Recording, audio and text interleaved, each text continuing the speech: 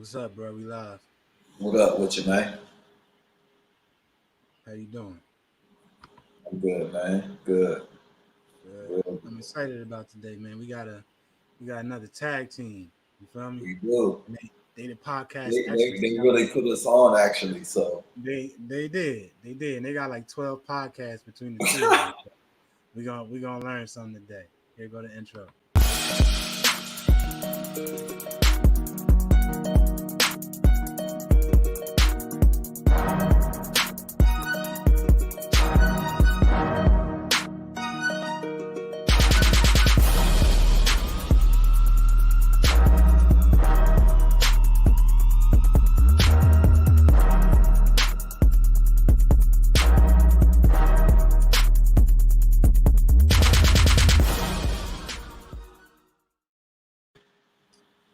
All right, what up, y'all? It feels like it's been forever because the last time we did like 4 podcasts in 4 days, but some other mhm. things in the way of the podcast moving where we had to be out in the mix. But today we have some very special guests. They got a million different companies and podcasts, but today they're appearing as the Creative Gourd. First we got Mr. Silk, Josh Warren. What up, folks? What's up, bro? And And, then and by the way, you guys put yourself on. You kidding me? Especially with that intro. hey man, We y'all just put us on the platform, and we kind of put our own, flair on it. Y'all installed the offense, and we just coming out with our that own that style. next that next morning we got that joint. Right after we was Yeah. on with y'all, that next morning we got it. A couple of days later we was on. So That's what I'm that's talking about. that's the power of having an experience. One little experience can change everything. But to the bottom left, we got Mr. Mikael Israel, What's aka good, y'all? Phoenix. What's good, y'all? Listen, I'm not even gonna hold you. That intro, I feel like I'm about to play a game 7, baby. I ain't gonna hold you, man. And I then might be on the bench, but I'm in the arena. You in I the was telling squad. one of our last guests that something we ain't really highlight yet because we're not there to really teach it yet. But all of the music you hear from us is made by us too. So Oh, nice. yeah, Dope, everything is from in the house. You feel me? dope. So the Creative Gourd, you too. So let's start with Mix first. So Mix, you grew up in Harlem as the youngest of four, and you were the only boy. So I know Mm. this is a big question, but tell us about your childhood. How was that? Yeah, no doubt. So I was born in the Bronx, raised in Harlem. Um, Back in the day, when we cut a mixtape at Petty, back in the day, a group called DQ. That's how I Mhm. started off my single track. I was like, born in the Bronx, raised in Harlem, mom's on welfare, ain't that a problem? And raised by a single mom, grew up in Harlem, and at the risk of sounding melodramatic, education saved my life. Um, I think that I was always seeking things that I didn't have at the home, particularly male role models. So that meant like going to Boy Scouts. That meant making sure that I was engaging in Pop Warner football when I got the chance, and just really trying to make sure I find places to measure up against other folk that I didn't get a chance to really like grind and build with inside the household. However, the woman in my household, my 3 older sisters and my mother, my goodness, my foundation, my backbone, the people who really hold me down and continue to hold me down through this day. But it was crazy though. You're dealing with, and this is pre-gentrified Harlem. I know folks think about Harlem now. They're like, oh, that's cool. Nah, it was pre-gentrified Harlem, right? I grew up in the latter stages of the crack epidemic. You go to a playground, you see crack vials on the floor, you see, needles. People used to caution you from even getting your quarterback from the cell phone. I mean, not the cell phone. What you call it, the pay phone, because you might mess around, and put your finger in there, and get pricked by a needle. All these other things. So I say all this to say that there was a lot of challenges growing up, but again, I made sure, and my mother made sure that she pushed me towards educational opportunities to take advantage of every single last one of them. And I know I didn't want to do every single last one of them, but I knew if I said no, it was going to be a problem at home. So for lack of better word, and just to keep it real short, like I said, education did save my life. And as I grew up, I realized there's a difference between school and education. I have a huge disdain and dislike for schooling. We can get into that later, but also I really found out what education is. It's really about acquiring knowledge, and that's something that I really dig. And yeah, man, that's pretty much me in a nutshell. Just the little footnotes. Nah, that was dope, and I think you hit a gold mine in regards to school versus education. You feel me? So I put it in our chat so we make sure we get to it later. So Silk, what I picked up from you, from your childhood, and just you overall, yo, you like international man, bro. Um, international Silk. So during your youth, you went to London, Paris, Mexico, Jamaica, Bahamas, Barbados, Virgin Islands, and I'm sure you probably left some things out. So, and I can also tell too, especially now that we're adults and being able to have a view on you as a teenager, as an adult, it was clear that you were very, very cultured. You feel Oh, me? Because at times I definitely thought you were kind of timid. You feel me? But I also like just different cultures are. It makes the person. Like for example, when I found out that Michael Strahan was from Germany, it totally made sense. I did It not know that, and it does make complete sense. Yeah, it totally made sense. And he didn't come here until like I think like college, and he went to some Hmm. small college. He started playing football late, but him being not being an American black boy, I totally understood it. You know. So tell us about that experience and what's powerful for me. Like even as an adult, I ain't been to most of them places. You feel me? So I would like to know from your perspective, what kind of work did your family or your caregivers do in order to be able to expose you to the world at such a young age? Absolutely. So for me, I've always been the hyper minority at every institution I've been in. So I've been blessed enough to be at private school my entire academic career. And, being, I guess, at the polar opposite of mix is that I was the only child. So I had a lot of space and a lot of time to, I guess, develop that internal voice and have a lot of self reflection and awareness. And my parents always wanted me to be well rounded. That was always their message. So obviously people knew me for basketball, but basketball was never my only extracurricular activities because I was still taking piano lessons at Petty, right? So I would always go to, I would be there with Carlos. So, and things like that. And just playing piano, because piano to this day is a way for me to just clear my mind and just space out anytime I get, overworked or overstressed. It's almost like a stress relief. So being the hyper minority, it told me the importance of self-worth and to how important it is to represent yourself and your culture. Because again, as we know, we're all going to be put into this box here, especially when we're just looked at. But once you communicate with people, once you get to know people and understand they all have different stories, just like Strahan, right? So it's the old adage that you never want to judge a book by the cover because usually it's always going to be wrong, and you're missing out on so many different wonderful things about people. So I guess that's what I appreciate about my academic career in my youth and my childhood is because it was very versatile and diverse and well-rounded. And I just appreciate that a lot. Yeah, that's dope. KG, would you like to reflect on that? Because I know you often talk about how, especially in high school, you felt alone because you were the minority in a brand new world and you didn't really know how to adjust to that. Yeah, so I have a similar story to that. I'm coming from New Jersey, where it's all black folks, people that look like me, and then I'm thrown into a culture where I'm 4.5 uh, hours away from home in the middle of nowhere in an old plantation, essentially, Woodbury Forest. And, the senior class, because everyone went to graduation, I still remember to this day, I'll never forget these two guys' names. Uh, Seeing class when I was a freshman, I had two black dudes, Kelsey Abney from New York, Hooper, and then Fabian Wright from DC, who was like, um, more or less like kind of like a soul man, like a hippie type guy. Um, but when I was there, it was a complete other culture shock for me. So I definitely felt alone. Yeah, it was some other people of color, but just because it was other people of color didn't mean you necessarily connected with them. So that made me have to like internalize a lot of things. Um, for good, but also sometimes for the bad.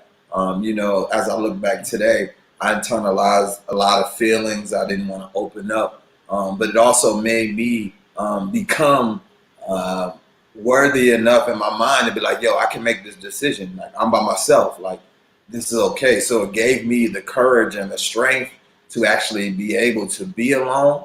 Um, but at the same time, when I was younger, I also internalized a lot of things, and I was scared to communicate because I was different. So it kind of gave me some pluses and minuses. But now, as an adult, I definitely see the advantages of being in a place that's kind of different from you.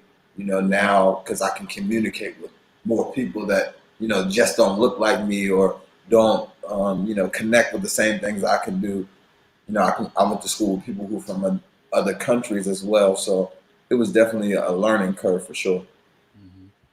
Okay, so we jumped right into education, and something that we were talking about before we went live is what we're doing with our time now, and how none of us have been not this busy, because busy don't mean nothing, but use this much amount of time being productive since high school, right? And all four of us were extremely blessed to go to the kind of schools that we went to. Like still to this day, if I tell somebody about our schools, I still think they don't get it until you actually go there. You feel me? They just have some image of it that it's just not. But something Mix brought up in his notes is that, and he mentioned it, he took advantage of every educational program, Saturday school, summer school, and other programs. And for clarity, you were talking about before Petty so that you can make Mhm, it to Petty. Is that mhm. correct? Yes, sir. Okay. And then as an educator now, alongside KG, especially in these cities, I'm not sure about Philly, but I know in DC, the amount of resources that these young men and women are presented with are damn near limitless, like infinite resources. But the amount of resourcefulness is minimal. It's extremely minimal. So clearly we were all blessed with caregivers that pushed us to go the extra mile, primarily so that we can get out of that environment. You feel me? Like one thing I'm very grateful for is I'm so happy I didn't stay locally. I'm so happy. You feel me? So happy I didn't stay locally. So what do you suggest to people? I'm not going to limit it to kids. I'm not going to limit it to adults. But the benefit of preparing for an opportunity, even though you may not know what that opportunity is. So I'm gonna go to Mix, and I'm gonna jump to you, Silk. Yeah, no doubt. I would say stay ready, stay woke. And you have to be able to um have a mindset that says you might not see what's on the horizon, but you should prepare yourself for whatever that might be. I'll put it this way: when I went to college, I majored in policy analysis and management. But the college that I was in was human ecology. It was a college of human ecology. And one of the things that attracted me to the College of Human Ecology at Cornell University was they said we prepare our graduates for jobs that are not even in existence yet. Yeah. And I'm like, I want to be there because I'm always trying to be innovative. I'm always trying to be reflective so I can be creative, so I can solve the issue that has always been on the table, but no one's ever approached it from a different angle. So when I heard that, I'm like, I bet that sounds good. So it's really important for us to position ourselves to the extent that we can, realizing that we all have a form of choice, and sometimes that choice that you have is not making a choice. And we realize that there's some privilege that we all have, where some of us have more choices than others. But it's Mm-hmm. important for us to make the most of the opportunities that we have with the choices that we do have, and realize that every single choice that we make, life is really about choices and the consequences of said choices. So the choices that you make, there's going to be a reaction. There's going to be something that comes from that. Or the choice that you don't make, there's going to be a reaction or something that comes from that or does not come from that. So it's important for us to always continue to invest in ourselves. And I think part of that, what you just mentioned about the whole resources versus resourcefulness, I think sometimes is really just changing your mentality and having a different shift. There are times when we are told negative things. There are times when we tell ourselves negative things. So negative self-talk is real. Internalized oppression is real. It is important for us to be able to name those things and realize that that's not the best for us. And just to hit off of what RC said, he said, how do all your experiences and the work you can complete today, how does that really impact the work I do today? It's really about realizing the blind spots and the things that I didn't have. It's really about understanding that in order for me to be where I am right now, I have to stand on the shoulders of giants. It's not just my ancestors. It's also people like Raj, also people like RC right here, and give this brother his flowers right now. Because it's like, if it wasn't for a person like him, I don't know if we would have made it through Petty, or I think our situation would have been a lot different. And I think I want to be that person who's helping others prepare the way that he helped us prepare, kicking game to those folks so that they might not be able to see or be ready to receive things, but it's going to hit them later on when they get to the space like, oh, that's what fam was talking about. So I think at the very least, it's important for us to have an open mind and an open heart while making sure that we keep a circle of close, trusted advisors that's going to call us on our BS and also make sure we're not going in the wrong direction. So I think that's important. Like, keep an open mind, open heart, really try to imagine and dream. Don't limit yourself and don't let others limit yourself. And I think that's the best recipe. Bars. Silk, what you got? Now I'll repeat the questions for you. So what is your advice to people, kids, adults, or whoever your target is, on preparing for an opportunity, although you may not see it, although you may not have no idea what it is? And then secondly, how do you use your personal experience in what you do today? Absolutely. So I will have to shout out Mr. Colbert. For whatever reason, I can't call him Roger. This doesn't feel right. But for Colbert, I mean, Mix is absolutely right. Without mentors like him who constantly kept us focused, and that's exactly what we need, especially at that age. And like you said, Malcolm, it doesn't matter if you're a student or an adult. Sometimes you need those people in your corner to keep you focused. So like coaches, mentors, exactly what Game 7 is doing, which we can all love and appreciate. And to answer your question about preparation, we all know that preparation is key, especially as former athletes, right? Because the whole concept of muscle memory and things like Kobe, so rest in peace, Mamba, making 1,000 shots per day, that was his standard. So you really have to train not only your muscles, but the most important muscle, which is our brain. So one of the things that society will tell us is that, oh, you just need to focus on these type of things. And when you realize that, you know, when Mikael brought up that difference between education and schooling, schooling will prepare you to be an employee the rest of your life. So unless that's something you actually want to do, we need to be communicating this to everyone, whether it be an adult, whether it be a child, right? And we have to shout out Brother Sangu and what he said about the whole aspect of endowment thinking. So that's long-term thinking.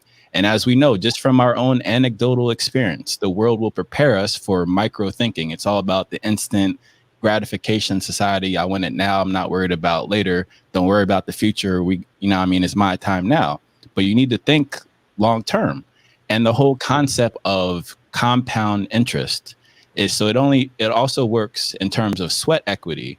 So just like how Malk said before we went live, the whole aspect of us talking about it and putting in all those hours and working hours with no one else watching, no one else observing, and then a year later we're here now. It's just one of those things. So, and Gary Vee says this all the time. Malk, you and I know this, right?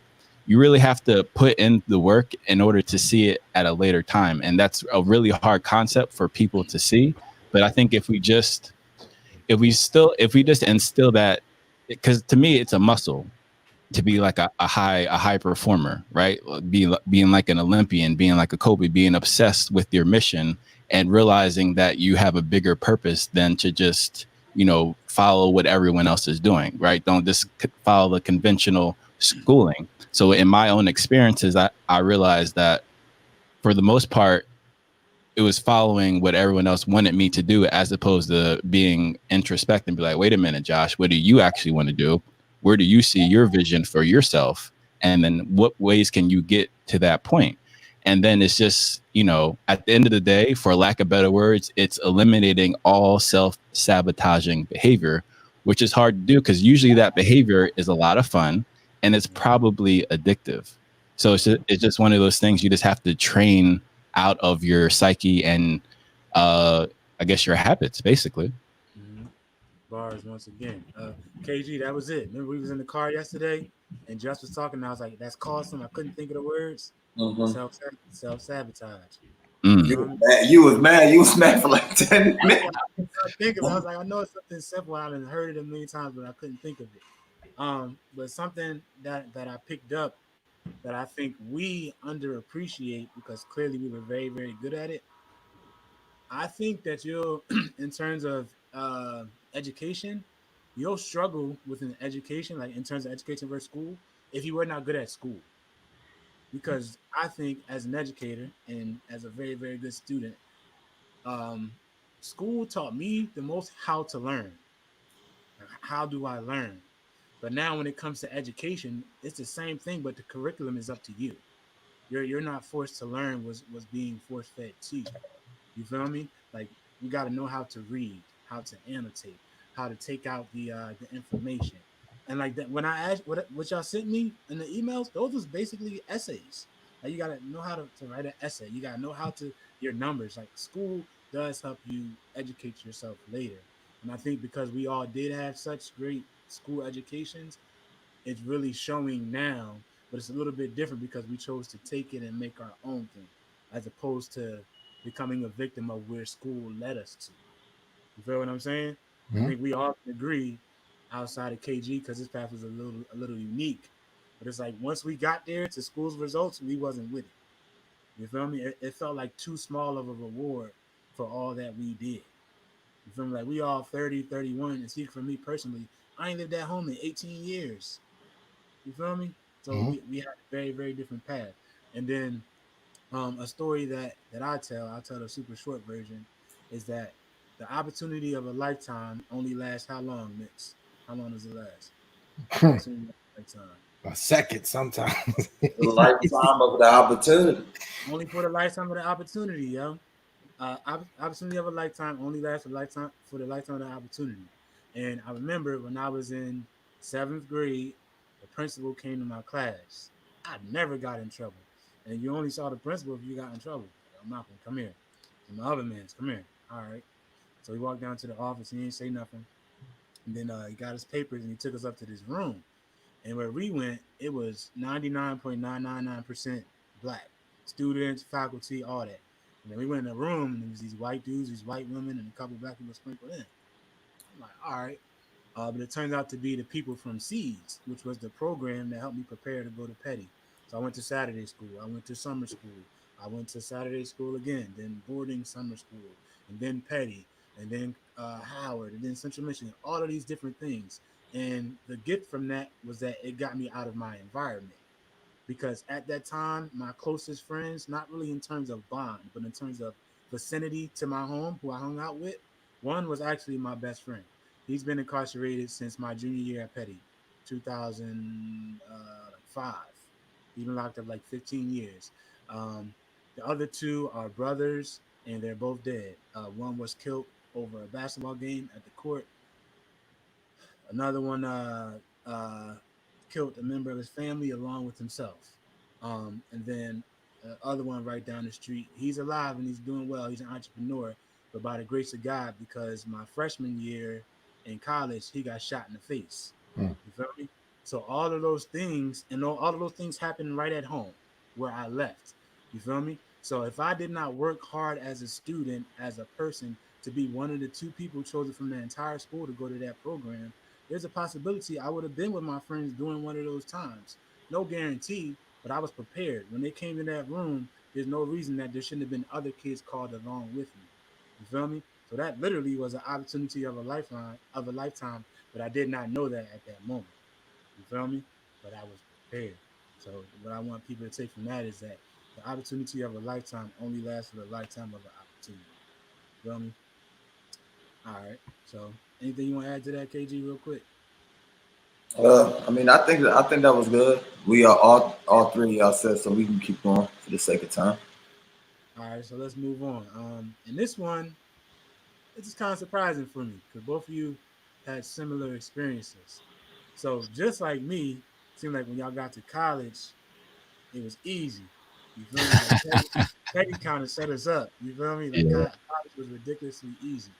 But both of you got off to rocky starts. You feel me? So clearly we got the results, and y'all not no rocky start kind of student. So let's stick to just the rocky start, and we'll move past that after. So Silk, you go first this time. Tell me about your rocky start at Ryder. Well, actually, the when I wrote that, it was for the rocky start. I would say at Petty because I wasn't applying myself academically. So when I got to writer, I had something to prove. I had the chip on the shoulder. So that's when I got Dean's Uh, List, okay. and Oh, then so you had to go to Ryder because you bluffed at Petty. right, and then All the right. first thing, and you're right though, because it was so much easier. So total hats off to Petty. And the first thing I did when I saw John Green on the Blair Day right after I graduated, I was like, yo, I didn't even have to say anything. He just looked at my face expression. He was like, it's a lot easier in colleges. And I was like, yes, absolutely. So then it was just having the ability to be like, I'm not gonna allow myself to be put into this box of just being an athlete who's only told to shut up and dribble. So clearly, I have more to offer to society than just athleticism. So it's just one of those moments of truly becoming who I was meant to be. So that I guess it was the hard part, and then being able to get Dean's List at Rider and then transferring to my dream school, the University of Miami, the U, because of those grades. So I got to see that uh I guess not instant gratification, but I got to see the fruits of the labor in a quicker way than normally in terms of education, which was really cool and a very empowering moment. And from that moment, because again, I only had the opportunity, right? So it was only if I didn't take it then, I could have had a totally different trajectory. But as soon as that happened, and then the light bulb clicked on, like, wait a minute, I can do this and more. So I just completely thought about myself differently from that point. Okay. Thank you, sir. So Mix, tell us about your time. College wasn't easy at first. You got off to a rocky start, and then you dealt with racism both at Petty and at Cornell. So tell us about that. Yeah. So first and foremost, I am what I would like to refer to as a rebel with a cause. I just I have a problem with authority. I admit it. I do. I have because my question is, who made you an authority figure, and what makes you the person who should be telling me what to do? I question these things, and if I question it and things check out right, I'm gonna rock with you. I'm gonna listen to you. I'm gonna roll with you. If I, do the sniff test and something don't smell right, I'm good off you. And if you're telling me I have to do something just for the sake of doing it, chances are I'm not going to do it if I don't want to do it. If people hang things in front of my face, such as, oh, yeah, yeah, you're going to get like the honor roll or you're going to make honors, I really don't care because I feel like even if you give me honors or not, I think I'm still honors worthy. So there's pieces of me that I know that I always have to challenge myself that sometimes would be limiting, but also sometimes we have to realize that our weaknesses can be our strengths and our strengths can be our weaknesses depending on the context. So for me, I've been grinding my whole life. I've been a scholar my whole life. Like even sometimes now, at the age of 32, I look back and I'm like, dang, yo, I was really conscious back then. Oh wow, I was really doing that back then. And I realized that I always was chasing the knowledge. There was just certain things I didn't like. I didn't like playing the game. I didn't, and that's why I always talk about the schooling piece. You told me that I have to raise my hand to get class participation points. I have nothing to say to you right now. I'm just listening to what you're telling me that the book is about, etc. And we're having conversations in class. I'll raise my hand if I feel like raising my hand. I could care less about the 5 percentage points until you start saying that, oh, it's going to mess up your future. So those are things I've always pushed back against. And then I would always rise to the occasion based off of what other people's frameworks were for success in order for me to get to the next level. So there's times when I could kick it into the next gear. It's almost like that great runner who's running around and then all of a sudden they realize they have to put on that next speed and put on the burners. I can do that, but I have to be intrinsically motivated to do that. It has to come from within. It can't be some external factor unless it's something that's really like life or death or survival that's going to motivate me. So after going to Petty, like I got into Petty through the Oliver Scholars Program. I applied to Oliver Scholars Programs very similar to ABC, Prep for Prep, etc. Seeds is very similar. And I applied to a number of schools, got into a few, waitlisted at one. And I was like, okay, I'm going to Petty. Let's make this work. However, I feel like I did so much at Petty, not necessarily academically, because I was a good student. Was I doing my best, or could I have been doing better? Yes, I could have been doing better. I kicked it up junior year when I knew it was time to apply for college. But I was really involved as a leader. So much so that I got the Langford Scholarship Award for like the best citizen in the school.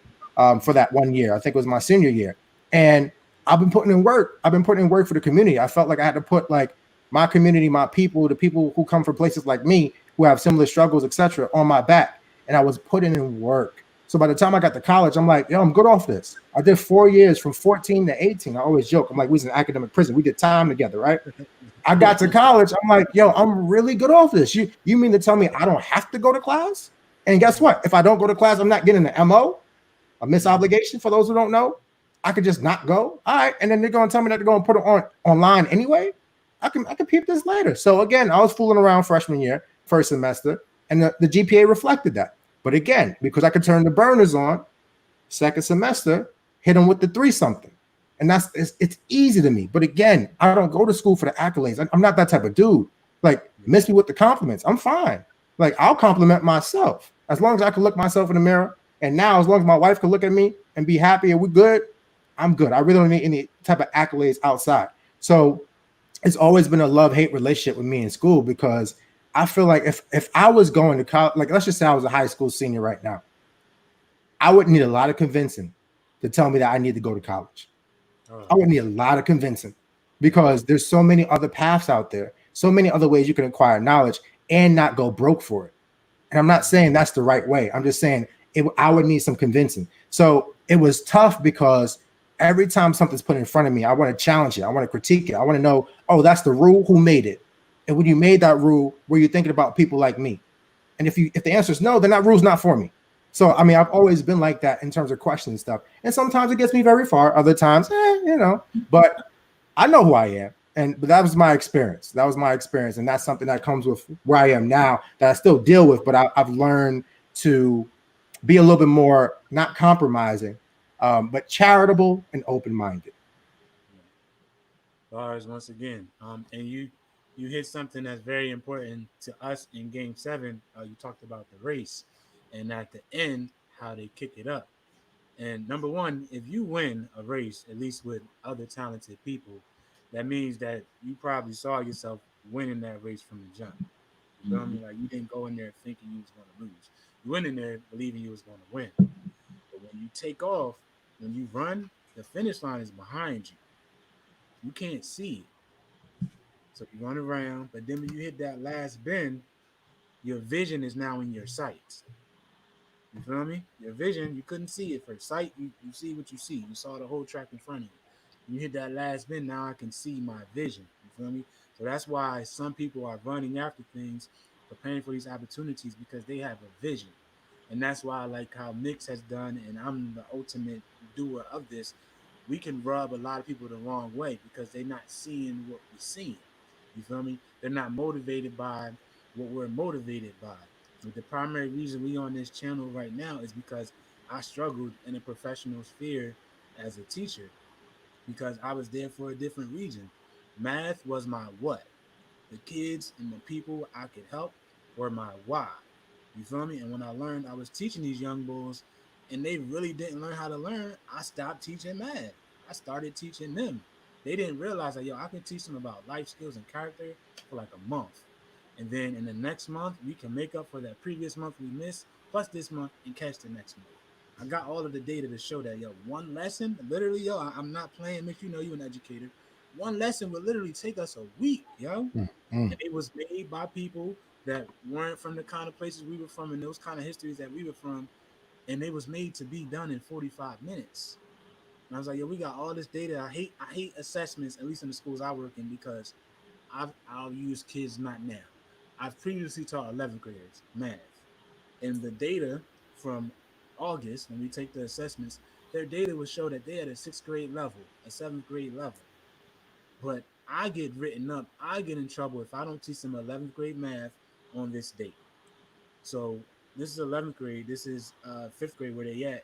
I'm actually playing a role in increasing the 6 year gap. And what people don't realize, like, yo, if they see they keep getting it wrong, they're not ever gonna try. Let's teach them that it's okay to embrace the fact that they at a 6th grade level and show them that growth, if you commit, goes like this. So it might take you the whole year to get to 7th. The next year you go from 7th to 12th and you finally catch up, you know? And then, like, my clothes, like, I literally got pulled into the office one time. A very good friend who was my principal and used to be my AP, he was like, "Yo, Mount," he was like crying. He was like, "Yo, I ain't want to tell you this, but they've been on me about this all year, yo." And like today, they just kind of said, "I gotta tell you." And this is right after that same day they did an observation. So the principal, the superintendent, different regions, they all came in my classroom. You feel me? Classroom different.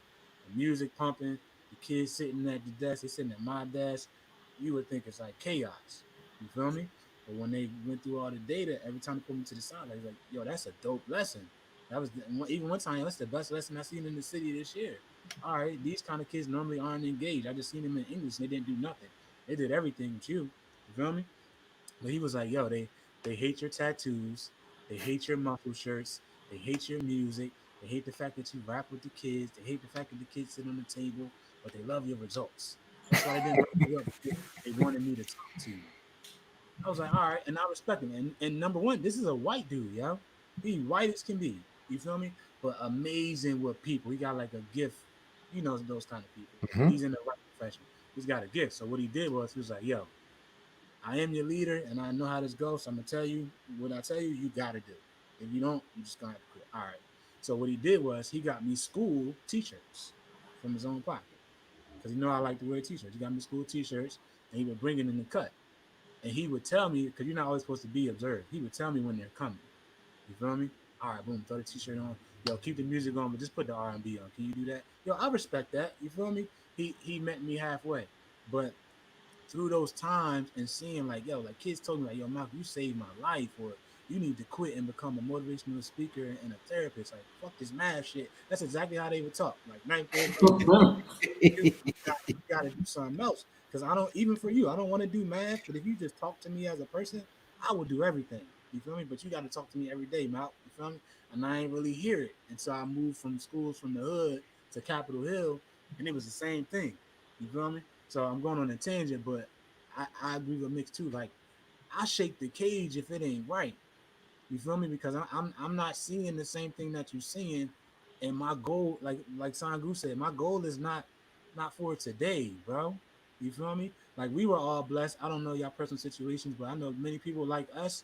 We have travel agent parents, and what I mean by a travel agent parent is that, yo, they know Bermuda is beautiful. It's beautiful. People go there and they have a beautiful time. But me as a parent, I've never been there, but I'm gonna just teach you how to get to Bermuda. Like that was my personal situation with Petty. Like I surpassed like my parents education wise and school wise because they pushed me there to somewhere they haven't been. Right now, what my goal is, I'm not gonna be that. I'm gonna be a tour guide parent. Yo, we're gonna fly there together. I've been here so many times. Yo, don't hit that resort. They the 5-star and it's really the 3-star, but they got this all exclusive wing just on the 5th floor. That's like an 8-star. You feel me? We're gonna pull up over there. You feel me? Like so much information that is out there that we just don't know. You feel me? So my parents' job was to be the travel agent. They got me here. And Hmm. now it's my responsibility to be the tour guide. And like I'm saying, if math not really gonna help me, I don't really need to do it. If college really not gonna help me, I don't really need to do it. But you gonna educate yourself. You feel me? So I'm gonna cut myself off, but mix that really resonated with me because I've been through similar experiences in my own way. Hmm. Yeah, I want to say something right quick before we move on. And Uh-huh. y'all all kind of hit on it, and y'all talked about vision and sight.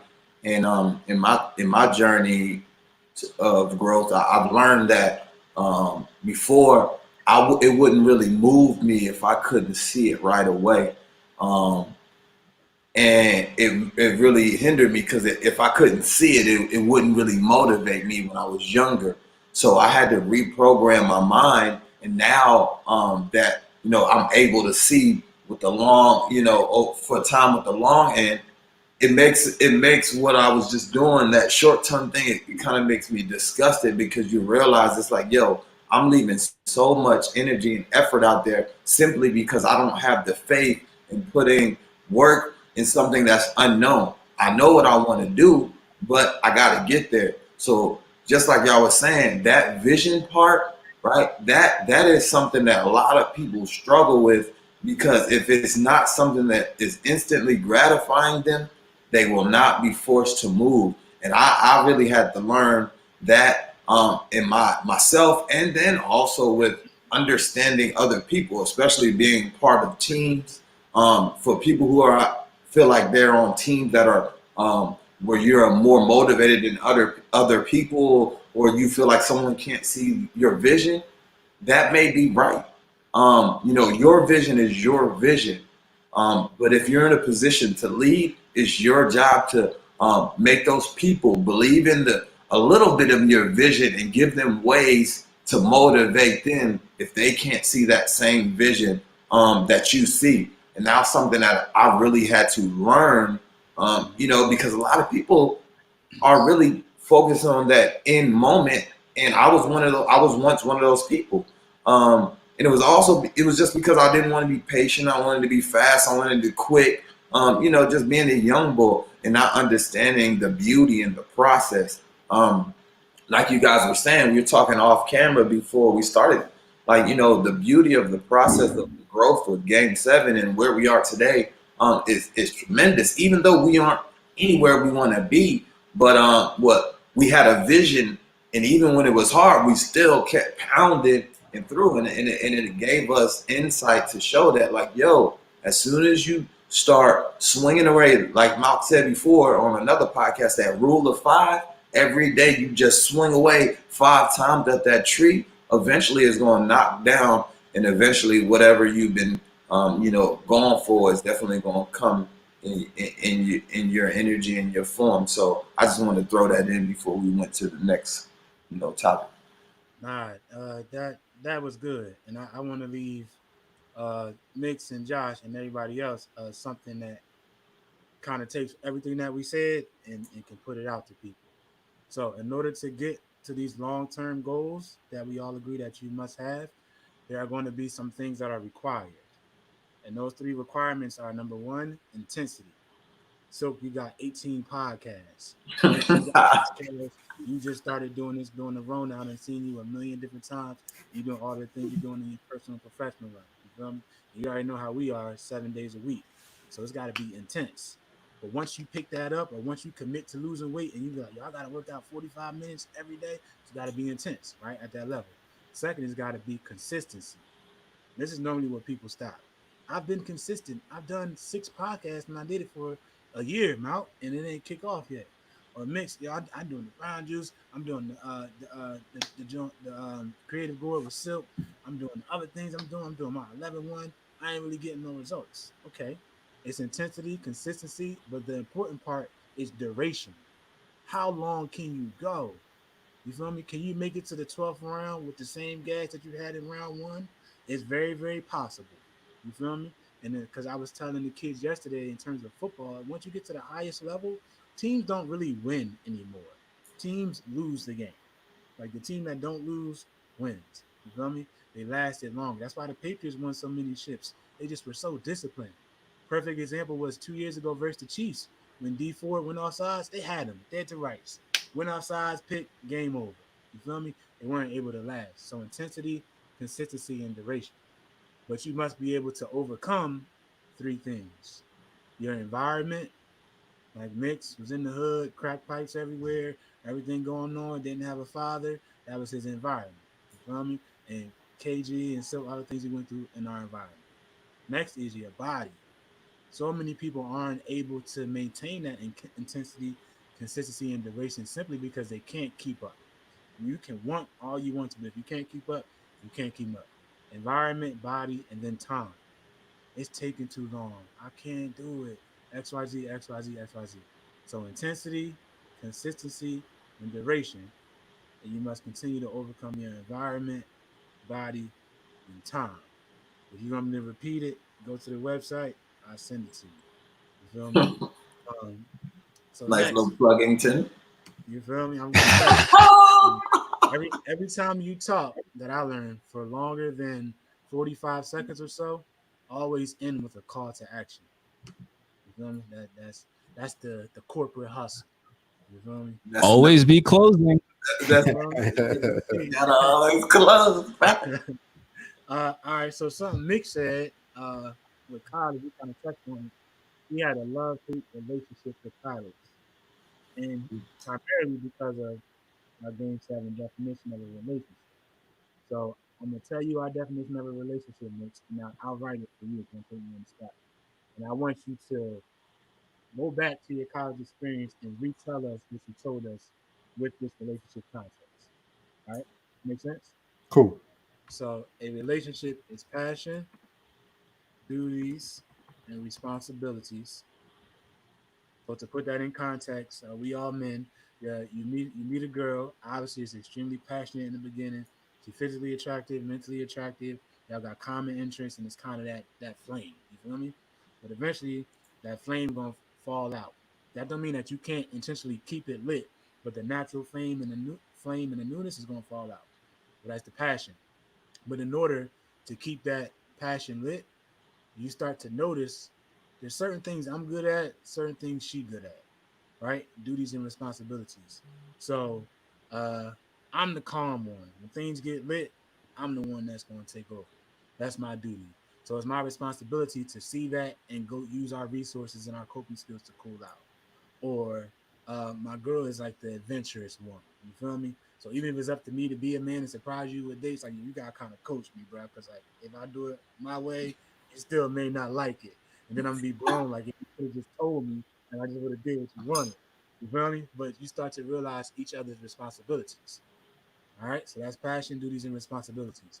But now this is what Mix brought up. To maintain that passion, those duties, and those responsibilities, you must overcome your inner turmoil and expectations, right? So if I had a bad day at work or something, y'all was late for the podcast, y'all missed it or something, and then me and my girl got some self care things to do after this, I come in there with a bad attitude. Now she blown because of my personal inner turmoil, right? And she expected me to handle my stuff before I got with her. Or like in Mix's, I'm kind of speaking for him, but Mix got an inner turmoil that some of his educators will never know because he a black man and he had his own unique experience. And Mix's expectations were, yo, I'm here to learn for later in life. If my scale now goes to a 95 because I ain't raised my hand, bro, even though my notebook is full and my grade is this, you feel me? I'm willing to take that, right? But if people can't overcome their personal inner turmoil and their personal expectations, the relationship is done because you don't maintain that passion, which means you lack in your duties and responsibilities. So let's go back next to rather Petty or Cornell and talk about your love hate relationship with college. And then also please keep in mind that our end goal with this is to use these videos to help others. So make sure you drop some keywords and use your educational skills for me, please. For sure. All right? So what I would say is I appreciate the definition that makes it very clear. I mean, it gives a lot of clarity. What I would say is that a lot of times in my educational institutions that I've been a part of, particularly when I was in high school, particularly when I was in college, is that I was not passionate about my duties and responsibilities when it came to curricular activities. Curriculum meaning things that are a part of the curriculum, the actual academics. Because a lot of places they give you requirements. You have to take, whether it's a core curriculum, whether there's requirements that you have to take in order for you to explore what your major is, etc. I was not passionate about doing those things. For me, and I'll get there later. So I wasn't passionate about those things. The things that really got me excited were the extracurricular activities. And by extracurricular activities, I mean a little bit more social. I mean things that are like clubs and organizations. You know, I joined a fraternity. I was a part of the Minority Business Students Association, was running that up too. So a number of different things I did where I found like I was getting more knowledge and I was being more fed in those situations, as opposed to all the microaggressions and macroaggressions, just blatant racism I was getting inside the classroom. And I'm talking about being like the only black dude or maybe a handful of black dudes inside of a classroom in a lecture hall. And it's time for a group project. And they say, go pick your groups. And all these other folks looking at me like, nah, we good. We don't want you on the team. And I'm like, that's your loss. But again, it's like, damn, I gotta deal with this. So you have that sprinkled in there with the fact that I didn't like it to begin with. For me, it's a sunk cost. I'm like, this is a loss. What am I going to do? So you think about certain spaces, and then here's the game. I'm a smart dude, and you can't just like sell me anything. So if you tell me all I need is X, Y, and Z to pass a class, and you tell me all I need is this grade to graduate, I start to think to myself, do I have to put in 100%? Do I have to make sure that I can get all these things? Maybe I can just, put it into like cruise control and get what I need, because when I graduate, they might say, "Oh yeah, you're gonna put your GPA on your resume," and some folks might do that, but it's not gonna be on my degree. So all those things I was always like weighing. Okay, does it make sense for me to burn out, sell my soul in some spaces just so I could play by their rules and be measured by their success, or can I find another way that's a little bit more me?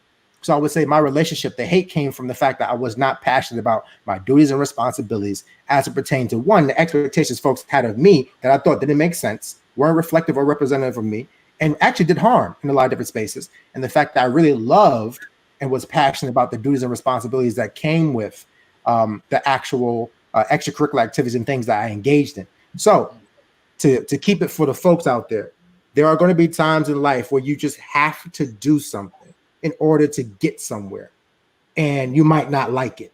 That's part of growth, that's part of learning. However, while you're doing that, realize that you should probably have a support system to help you get through that, and you should have some things that supplement that.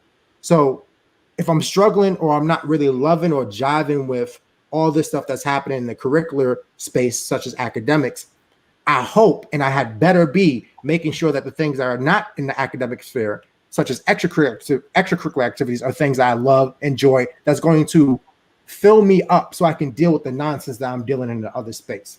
And it's also important to realize that there's a difference between position and purpose, and there's a difference between role and responsibilities. And what I mean by that is that, even when I'm working now, I have a position, I have a title, but that's not necessarily my purpose. It might be a way that I can actually enact my purpose. It might be a way that I can actually use that role to fulfill my responsibilities, but the two are not the same per se. So when you think about going to school, some parts might be this is the position you're in. Your purpose is somewhere greater, is something greater, but you have to get through this position on your way to other positions for you to fulfill your purpose. So it's a long game. It's really a long game. College is only 4 years, but it's a long 4 years, particularly if you don't put the people around you that you need and if you don't get that help. And that's why when it comes to academic advising and things of that nature, that's another piece. It's like sometimes the folks that they give you are not the right people for you. So you have to give yourself permission, empower yourself to find somebody else or demand somebody else who's going to be that person who's going to ride out for you and really understand you. Because sometimes, things are not set up for our success, and we have to make sure that we can demand that success where possible. This shit. Um, so let's before we transition to silk, let's give a sneak peek of the curriculum because something fits what Mitch just said. So he didn't really use the word authority, but clearly makes no. You did. You said you had issues with Yeah, authority. he had the issues with authoritative figures. Yeah, That's you what did say that. And now you said position. And generally in society, position kind of dictates authority, because we see now that millions and millions and millions, if not billions of people identify with their jobs. And literally, their boss, who only has authority over them because of their position, more or less dictates their lives. You feel me? So, just really quickly, some people have natural authority. They just better leaders than others, and they kind of just pick it up. One person that comes to mind, even though he don't use it the right way, but Matt. Y'all remember Matt? Matty Brown. Mm-hmm. Mm-hmm. When I tell you that person can get anybody to do anything like effortlessly, the dude got it. You feel me? Then you got positional authority. This the authority that comes with a title, and it's the lowest level of leadership. And I don't think we know it in this context, but speaking for Mix and I, that's kind of how a reason we had issues because like, yo, you only saying this because you got this number on your piece of paper that give you this job, or you the teacher. You feel me? You not really moving me. Like I'm not intrinsically motivated by you, right? Then we got knowledge authority, people that know more than us and have specific information that can give people an influence and an advantage, right? So ideally, that would be us and what we would do to the people who learn from this, right? We don't run them, but we do have some knowledge that can help you learn. So in that area, you got some authority. Then you got situational authority. Certain circumstances that arise where the most qualified person takes the lead. Like for us, When it's like teaching and all that kind of stuff, I take the lead. When we get to physical fitness and all those kind of things, that's KG. Financial literacy is Just. Media, KP. With y'all, we all do Creative Gourd. Silk is running the show, and Mitch is kind of out in front of being the impersonator, right? So depending on the situation, a different person has different authorities, right? Then relational authority, when people have built relationships with others, that gives them influence to lead. You feel me? And I think this is a whole nother tangent, but I think relational authority is something that we need to shift in our community, if that makes sense. KG and I were talking, and Just were talking about yesterday. Sometimes the people closest to us, because they got these titles in our relationship, are like the worst people for us. And due to those titles and that societal pressure, it's like we feel obligated to to have a bigger role in their life than we should. Because eventually it gets to that point. Like we all hit 30 now. KG almost there. Like yo, I'm Yeah, all I'm about 29. Don't disrespect me. What? I'm all about value added at this point.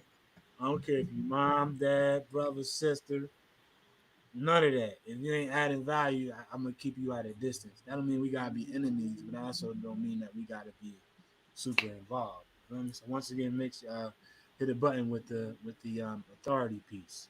But back to purpose, and that was something that purpose and passion, something that Silk mentioned a bunch of times, and clearly he found it with his 37 different podcasts he got going on. He talked about when he was in college, he got to study abroad. He interviewed members of parliament, and intelligence experts like James Bond and all those kind of different people, Oh, okay. all while building up all of this debt that Mix touched on. Like, yo, is it really worth it to go to college or not? You feel me? But also no purpose in life. So, talk to us about your relationship with college and yourself at that time and how you struggled because you lacked in the purpose slash passion part. Absolutely. So for me, I've always been an introvert. So stepping out of my comfort zone usually meant being more social. Mm-hmm. And as you guys could see, I have no problem stepping out of my comfort zone and flying off to an exotic destination. But sometimes you do need to be more social.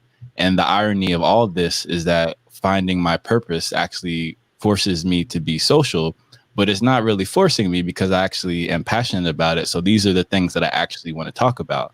So similar to what both of you gentlemen brought up about schooling versus education, when you have that positional authority, and again, as an Aquarian, I have a fundamental opposition to micromanagement. And that positional authority epitomizes is epitomized, in my opinion, by micromanagement.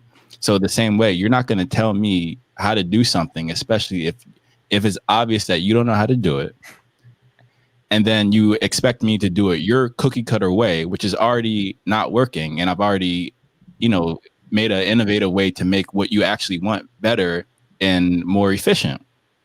So it, to me, it's just one of those things where when you find your purpose in life, it's all about how it complements your mind, body, and spirit, where everything is all connected. Because at different ages of our, you know, our own development, our mind will be over here, our body will be over here. I'm sure you guys can connect the both of those dots with me being in Miami. So it is not always going to be on the same wavelength, which is why it's important to follow that passion, because that's when all those elements converge, and then you have that supreme, you know, Mamba mentality aspect to what you're doing, and you just attack it as opposed to just allowing it to happen.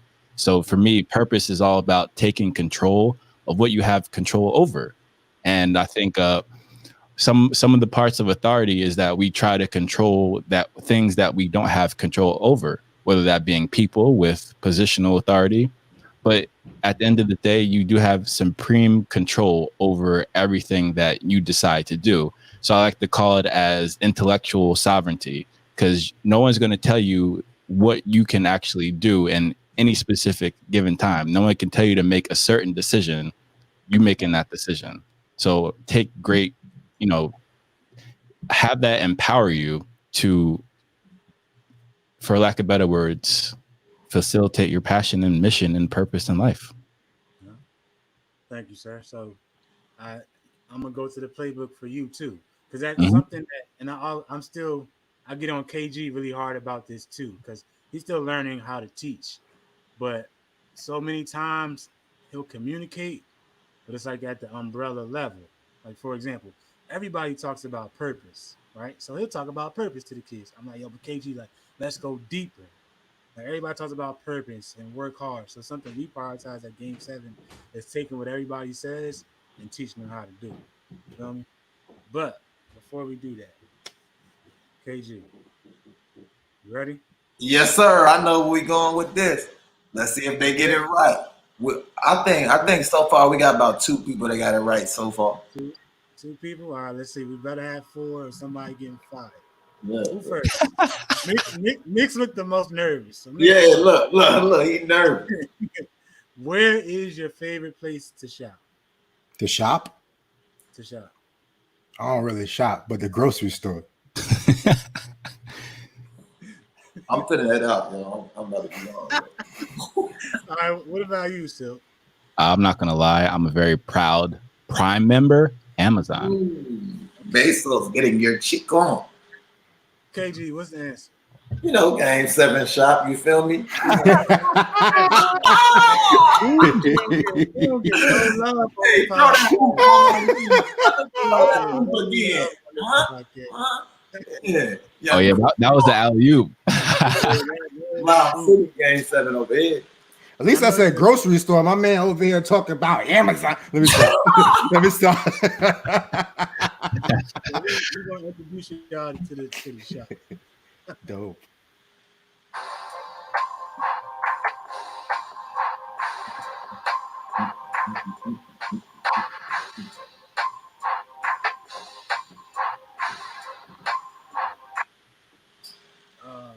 We're not getting no love.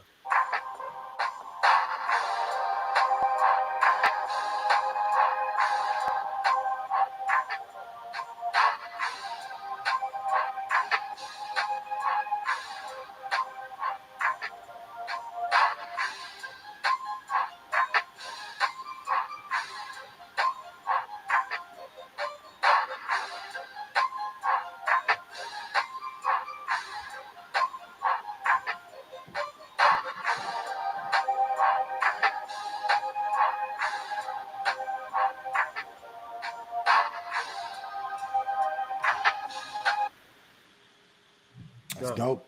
So if you guys don't mind me asking, because I'm insanely curious now, what was the inspiration behind the Game 7 logo with the roses? It looks fascinating. Mm, Oh, dang, you so might be like, inspirational. yeah. Nobody really asked that question. Only a couple people have asked that question.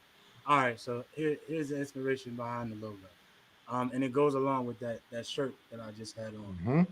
Hmm. Let me pull that back up actually. But Game 7 stands for goals and ambition mean everything. No goals, no ambition, you ain't gonna get too far. You just gonna get what's handed to you. And if you learn, all good things are not handed out; they are earned. You feel me? And then the 7 is for 7 days a week. You Hmm. treat every day like it's the seventh game of the championship series. If you live that way, you will create distance from everybody else who's playing 5 games a week, 4 games a week, whatever. So anybody that's going versus me, if you take Saturday and Sunday off, I'm gonna smoke you, because you're not gonna catch me. Even if you Monday through Friday, I'm up at 5 at the latest, more or less. You feel me? So that's the Game 7. But back to the roles, so that's the G7 part. But the roles is that through our times, we've noticed that we've been able to inspire people from the bottom to grow. So I inspire roses to grow from concrete. So you feel me? So no matter what the soil is, if you got the will, the intensity, consistency, and duration to change your environment to get to some nourishing soil, you can grow. And we strive to be that nourishing soil, even if we got to sprinkle it on concrete. You feel me? So that's the significance of the rose. That's what I'm talking about. You like that silk? As Oh soon as yeah. you started reading that silk, he on the dance floor. Okay, Yeah. okay. Remind me of Tupac's poem, right? Yeah, The rose Word. that grew from concrete. Yeah. yes, sir. Correct. And I didn't even know about that until after when I was looking for stuff. I kept seeing this picture and I looked that up. That means it's right. That means it's right. Absolutely. But so back to silk and purpose, Hmm. and because we'll get to a little bit later, but eventually silk did find its purpose. But like I said, this is something that I challenge Kendall on, and something that we prioritize is taking the umbrellas and making it rain, making the knowledge rain. So purpose, we call it a why. So motivation is a reminder of the greatness that's inside of you, and only consistency and duration can pull the greatness out of you. Motivation comes and goes, but drive stays. And the difference is in your habits. And habits turn into routines, and routines turn into lifestyles. And when you have a why, when you have a reason, you can always figure out how. So the first thing is, Silk kept talking about he didn't have a passion. Well, he didn't have a passion because he didn't have a purpose. So if you have a purpose, it will motivate you. Like if I'm crossing the street and it's me and Nas and we just go across, all right. But if I cross the street and my phone ring or something, I let go of his hand, I turn around, he got hit, he laid on the ground screaming, I'm running back. I got a whole new different purpose. I'm not looking both ways. I'm not stopping and listening. I'm just going to get him. You feel me? Passion. Purpose will keep your priorities straight. It will make you be disciplined. And discipline is doing what you know you should do. You feel me?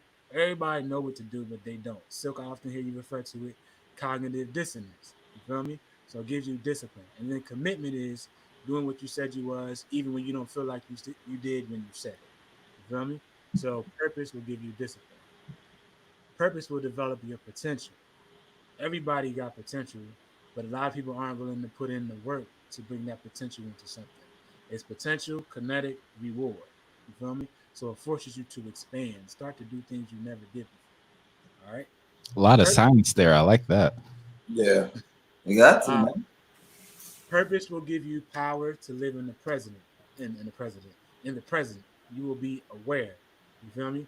Right now, in the time where everybody going through it, generally speaking, they not present. They stuck on what happened before, and they stuck on the potential, the unknown of what's going to happen later. You feel me? They not here because many people don't have a purpose. Many people identify with school and their job, and now they not woke. They sleep. They blind. All right. Purpose will help you elevate your progress, growth. There's science that says that adults, once they hit age 26, they don't learn until they experience massive trauma. You feel me? But when you're aware and all these other things that purpose give you, it forces you to grow. So you can learn before you experience the trauma. You feel me? That's the difference between being smart and being wise. Um, and that's the money calling. They're gonna have to wait. But when you're smart, you learn from yourself, and when you wise, you learn from yourself and other people's experiences. Um, consistency. Purpose will direct your habits. That's a pretty easy one. If you got a purpose, you're gonna do what you gotta do. If you don't have a purpose, you ain't gonna make it. Purpose will perpetuate an intentional lifestyle, which will bring about significance. Like we said, we all were saying that we've never been this busy and productive in our whole lives, but that's because we have a purpose. And when you got so much to do, like Silk was saying, you got to be intentional. Like, yo, I can't mess with you because I got a show at 7. Or I can't mess with you after that because I got another show at 9:30. Can't mess with you tomorrow because I got podcast 3. You feel me? He has to be very, very intentional about what he's doing. So all of that is purpose. I just wanted to help people find a deeper level of what purpose means. So, I quick question, Malk. mhm. What you got? Any reason for the red, black, and green font, or just because it look good together? No, There you go. Look, that's a good question. So let me pull this up. So what we are looking at is what we call our coach. coaches version. This is what this is what we see. You feel me? Mm-hmm. Um, and what I was doing when I started doing things virtually, I was doing it just like we do in person, to where we use the coaches version and the participants use the players version. Mm. So the difference, what have we just done? We just did purpose, purpose. Purpose 50. Okay. So what we just did, we saw the coach's version. So the player's version looks like this. You'll notice that there is no green. So we use this book as Mm. a guide. So Ah, the green is the fill in the blank. You see how it says purpose will motivate you, Mm-hmm. passion? And then if we go back over to here, purpose will keep you a blank, straight blank. So on this one, we know that these will be blank. Mm-hmm. So we'll go through it with the participants and have them fill in the blanks. Dope. And we'll kind of just read it, just have them fill in the blanks. Then we'll give them time to go back and reread and have each person focus on the one, two, or three that really resonated with them. And then we'll allow everybody to speak, and that's where we kind of run into the conversations, and that's kind of where the stories and the speeches come out. So the green tells us that that's a go-to word that everybody needs to understand, and the white and the black and the red is just the brand colors. Dope, no doubt. And I'm not trying to do business on camera, but however, thinking about, I know all the times that I've seen y'all do stuff, it's very interactive, etc. Thinking about, we in these Rona days, right? Thinking about that, y'all, how does the program translate digitally in a virtual world? Have you're working on that and whatnot? Because if so, holla at your boy. I got a couple of things for you. I will. I will. All Because right. something I was looking at is you hip to Kajabi? No. oh, that's the next venture. Get on it. Okay. Get on it. All right. All right. Well, educate me, brother. I don't know. Well, We'll, mix, that's what we'll we were talk off. talking about for the digital products and how the Okay. membership websites look like. Got So, Yeah, Got we'll, you. we'll, we'll talk offline. Okay. No doubt. also, So we're But going. but just for the viewers, yes, we have a way. Obviously, we don't want to tell everybody the way we run our curriculum, but for the viewers, yes. Despite uh, COVID-19 and coronavirus, we do have programs where we still can interact with the students as well. So yes, to answer your question, yes. Dope. We got more programs going now than ever before. We got Yeah. we got tutoring students, we got mentoring students, we got a football team for our goal line program. We got the podcast, we got the clothing line. Um, I think We're going to start. We're starting a multimedia layer of Game Seven, and we're starting kind of like career skills. yeah, career services The as well. branding is beautiful, brother. Y'all doing your thing. We on the move, man. But that's the also, power.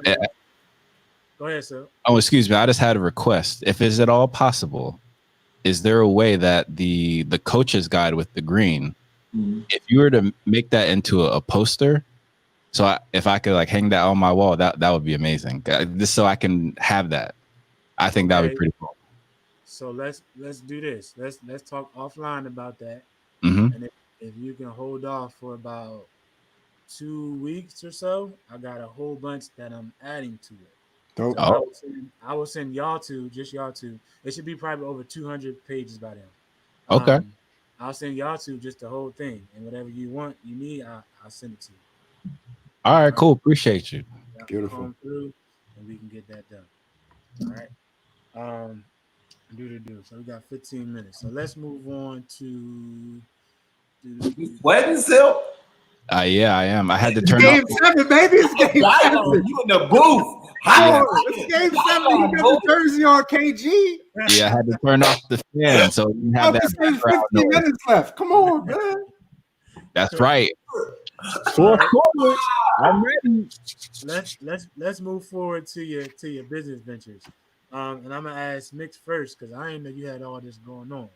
So I know Mix, you got the Thinking Gourd, you got the Creative Gourd, you got Brown Juice, and 11-1. So tell me about that. And what's 11-1? I have no idea what that No is. doubt, no doubt. So I'll start from the top. The thinking gourd. So folks might be familiar with the drinking gourd. The drinking gourd, as folklore suggests, is referred to the Big Dipper.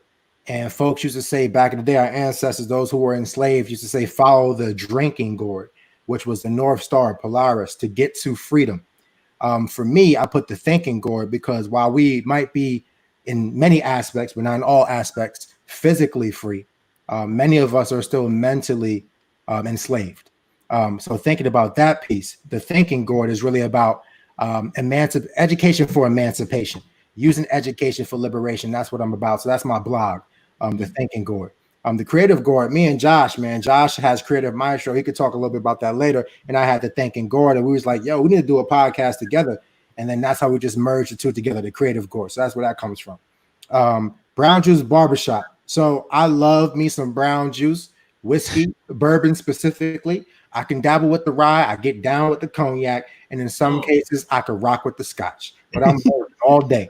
American whiskey, get it popping too. But it's about the brown juice. So what happened during these Rona times, right?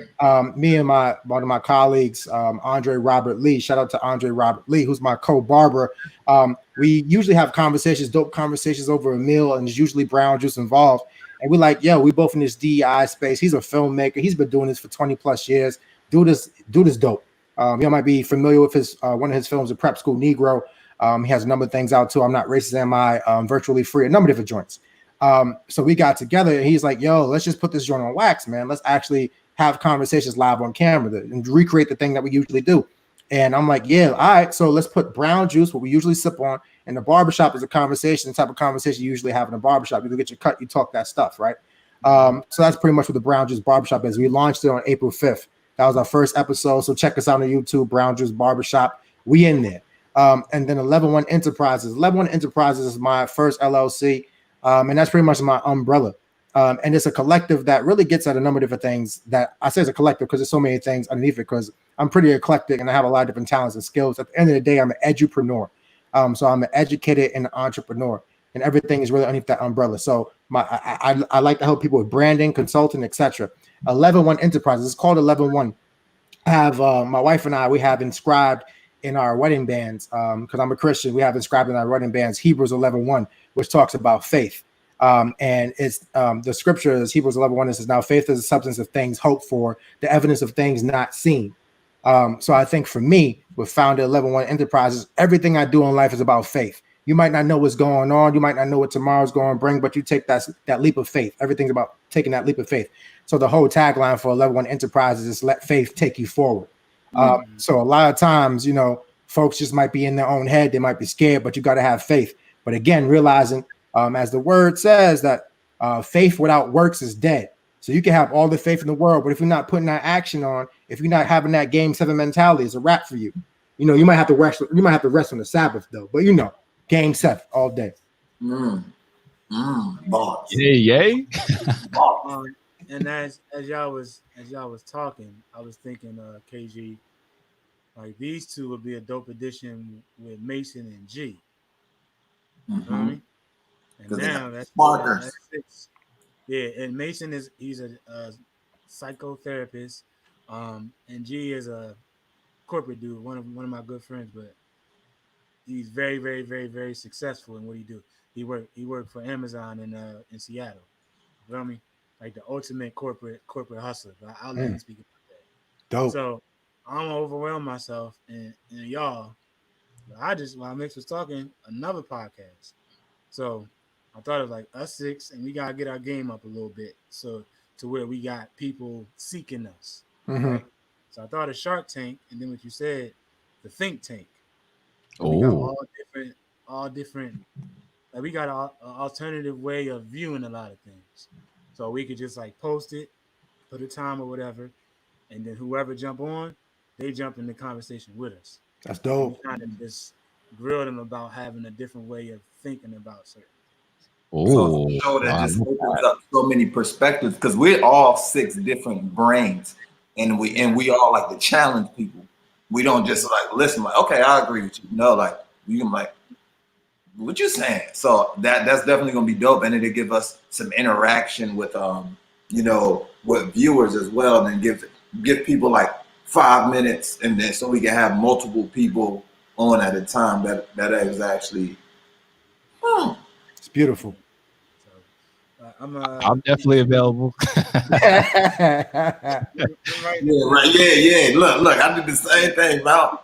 Let me get that noting. If I don't write it, I'm gonna do Word. mixes.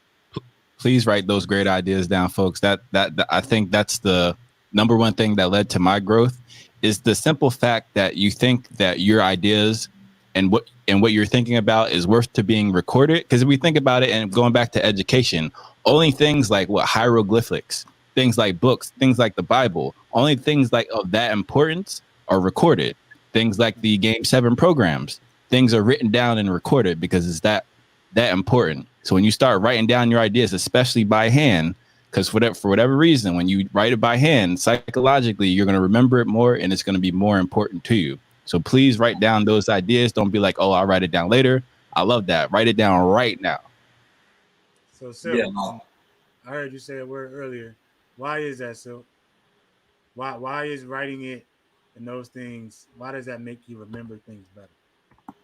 I think it's the kinetic energy you were speaking about before. This having that momentum. So when you have an idea, it's let's say it's in the ethereal space, but when you write it down, it makes it actual in this reality. So it's turning a vision into reality in real time, and then you get to see the magnitude of that grow over time. And it's to me, it's a lot of fun and pretty cool. I agree. Because I was the same way with taking notes and still same thing. Like I'm somewhat a visual learner as well. But when I hear it, see it, and when I can write it, that's three different ways that you can process information. Sometimes people say take phone notes in your phone, which is fine, but sometimes I need to like physically write it down because when I'm writing it down, I can say it out loud and saying in my head because we all have our voice in our head. So I'm writing it down. So it's just gives another way to make it kind of stick in your mind. All right, so let's take them to school one more time. Y'all giving out all of our information. Might have to cut me a check after this. So the the reason why actually writing helps you is because it forces you to use more parts of your brain. Mm. So everything you do, there is there's a circuit that fires in your brain, right? So these orange red looking fireball things are neurons, Mm-hmm. and circuits that fire together wire together. So from here to there, right? That's a circuit. So that's like raising your right hand, a certain series of circuits fire. Raising your left hand, a certain series of circuits fire, right? But most of that is subconscious. Like I don't have to think about doing these kind of things, right? But when you're taking in new information, you are firing a circuit that's never been fired before, right? So if you close your eyes and just listen to it, a small amount of circuits taking that information. If you listen to it and watch the communicator and whatever they're writing, more circuits fire to take in that information. And if you do all three and write it down, even more circuits fire and get that information. And then when you go back and study, even more circuits fire and get that information. So as you continue to fire that same circuit, around that the circuit that's firing, there's like insulation built. So imagine you had a pin and you wrapped it with like string. The more string you wrap around it, the faster the circuit will fire. That's why we got the picture of the traffic jam and the autobahn. The more you fire the circuit, the more you shift to the autobahn, and the more cars you have racing. You feel me? And that's why you're able to pick up the information. So it's very, very important that when you and that shoestring thing is called myelin. Like the more myelin you have, the better you are at what you do. And like that's why like right now, Michael Jordan, I guarantee you he's still got a jumper. But he's not that sweet competing versus the professionals because due to his aging, his myelin sheaths started to decay. And now Mm. those same circuits fire. I'm sure he probably cook all four of us, right? But they fire much, much slower than his ideal rate of Wow. firing. You know what I'm saying? So Yeah. very, very important. Like we say, intensity, consistency, and duration. You are continuing to fire those circuits and continuing to develop that myelin around it.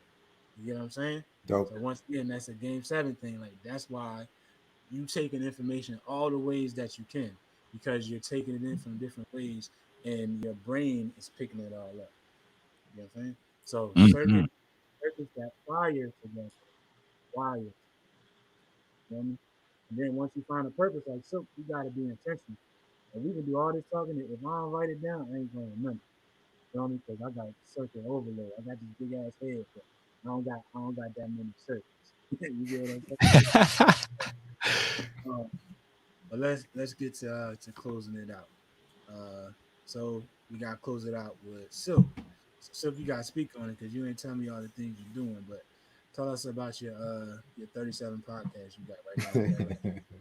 Right. So what I love the most about my personal brands is that each one of them are different from the other. Because as you guys learn from my childhood, is very well rounded. So there's a lot of authentic interest. So usually, because like I said, as an introvert and an intellectual, I'm only going to be motivated to talk about things like this. Things like this, I can wake up at 5 and talk about like that. Like it's nothing. Or traveling, like catching a 5 a.m. flight, because I'm so excited, so passionate about it. You can just do it. So that's what actually led to the Passport Muse, which is the Wonderlust podcast. When I talk about all my travels and whatnot, travel adventures, and then we have Creative Maestro, which is also my LLC as well, similar to Mix. And that was for like advertising and copywriting and essentially creative strategist services. So just being innovative, helping people take their ideas to the next level, or more specifically take their passions and turn that into a business, like some actual tangible ways using tools like Kajabi, for example, to turn their passion into a business. And then, of course, we have the Creative Gourd with my co-host Mikael. And then I also have Food for the Culture, and also a New You Barbershop with the same hosts. And we talk about things in the Black community in terms of like pop culture, things like what's going on with 50 and Ti and things like that. And then we also have what else? Mental theater. So mental theater is it's when I really nerd out and we talk about things like Avengers, anything fantasy realm like Harry Potter, Lord of the Rings. So I have something for that. And then of course the crown jewel, if you will, would be Poetic Charm, which is the dating one, which is on Thursdays at 9 live, and it gets very spicy. Spicy.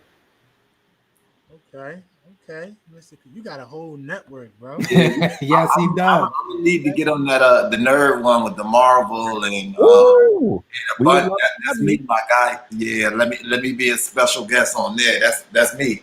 And during this quarantine, I rewatched in order the Marvel Universe kind of movies. Obviously, I seen them all when they came out, but it was my first time watching it in order. So, like the end cut scenes kind of made a lot of sense. But never mind, you can keep going. I'm gonna for an hour. Oh yeah, Talking we about that for an hour. absolutely. We would love to have you. We do it Sundays around 3:30.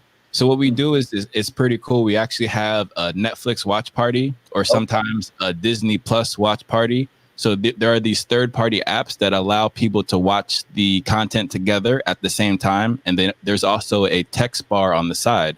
So that might be a resource that Game 7 wants to do for inspirational documentaries or films, and you guys can have an entire watch party together. So that's pretty cool too. That is tough. Yeah, we definitely might have to dive into that now. Yeah. Okay. Yeah, you got to tell us what that's called. So, I'll send it to you. Please do. but yeah, you definitely like you're my me assigning you, but your end goal should definitely be have a network, yo.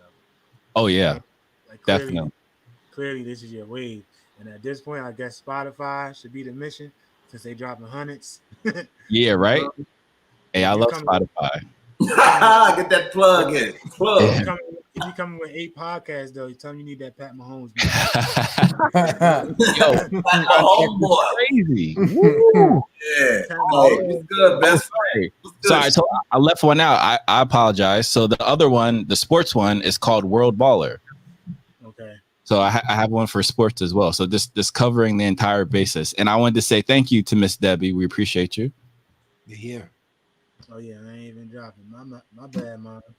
Yeah, you're welcome. Now. You're welcome. I get it from her too. She got like 3 degrees, yo. She got more degrees than me. But Beautiful. still hustling. So appreciate y'all. And something I learned too just from watching. Like one, I like Joe Rogan podcast, and I like Tom Bilyeu's podcast. Like those are Ah, the most thinky kind of ones. But I learned that the best guests, more or less, it kind of turned into their show. Like we know y'all, so this is like a lot more interactive. But like the guests kind of take over. We just talk and listen. You know what I mean? So yeah, y'all were really really dope guests. Shout out to Petty because we had Phil last time. Phil killed. oh, big Phil Phil, killed. what up? Yeah, Yo, I big got Phil. I gotta go take a look. Yeah, holla at him, yo. Like he's such a, and I don't think he get it. Like we took time to stop. Like yo, Phil, you got to do this. He's an extremely Mm-hmm. excellent, stupendous communicator, bro. Plus, Nice. he got that strong That voice, voice, yo. man. Yeah. Oh, Oh like yeah. that. Listen, me and my wife, we were a member of his pop's church back when I was Okay. living at Petty. Not a Okay. game, not a game. So shout out to Big Phil, man. Yep. So check him out. But y'all were dope guests. Y'all really pushed us. We're gonna talk about the think tank, and we're gonna have y'all on as much as possible. So we appreciate y'all, and as a unit, we'll see everybody next time. Yes, sir. Appreciate it. Thank you guys for the opportunity. For real, appreciate y'all. Yes, Game sir. 7. Next Yes. All time, right. next time I'm gonna get the answer right. I'm gonna go to the shop right now so I can Oh, have hey, hey. it. Listen, you won't even have to ask the I, question, I, brother. I don't know if we give out retakes, man. We give enough, Listen, enough of them, though. Hey. you're gonna call us AI because we're gonna be wearing it. We're gonna be the answer. You feel me? Oh, We're gonna be the answer. Hey, but like we said, y'all missed the opportunity. We might have had some. We might have had some free for y'all, but since y'all ain't know, y'all, you know, when you miss opportunity, you gotta pay the consequence. I feel that. I feel mm. that. That's I'm with fair. that. I'm with that. I could take that. That's fair. I'm with it. Yeah, and y'all need y'all clothing line too, bro. Word. Good. Hmm. You feel me? We and y'all got the plug on that. We got the plug on that. We figured it out. All right. Plug. All right. All right. Peace out. Appreciate y'all. All right, guys. Thank you.